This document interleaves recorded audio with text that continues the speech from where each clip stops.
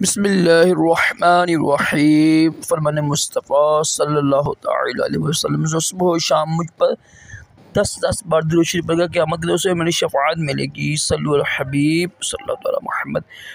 नमाज पढ़ना भी अजीम सुन्नत मुबारक रशद अत्तारी मुजरब नुस्खे लेकर पेश खिदमत है।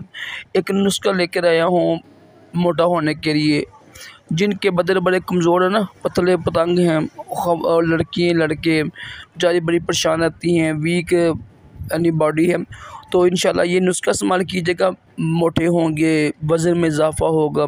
कोशिश करें इसके अलावा जो है ना, दूध दही का इस्तेमाल करें, फल का इस्तेमाल करें, उधर दलिया खाया करें। चावल खाने से भी जिसम फूलता है, और बेशुमार चीज़ें हैं, ठीक है। वो सेब खाया ले, सेब खाएँ, केला खा लें, केले से भी जिसम यानी वज़न बढ़ता है।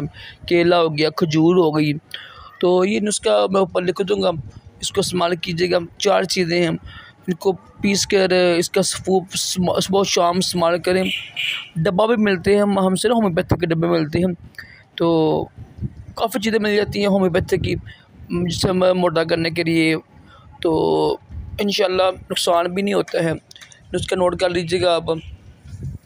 तो इसको इस्तेमाल करें, चंद हफ़्ते इस्तेमाल करें, इंशाल्लाह चंद हफ़्तों में ही आपको फ़र्क महसूस होगा। नुकसान के बगैर कोई नुकसान नहीं है। बादाम है, गूंद कतीरा वगैरह इस तरह आम चीज़ें हैं, ठीक है। और आराम से मिल जाएगी आपको पंसार स्टोर पर इंशाल्लाह। अल्लाह पाक हम सब को तमाम जिस्मानी रूहानी बीमारियों से महफूज रखे, दोनों जहानों की भलाइयाँ अता करे।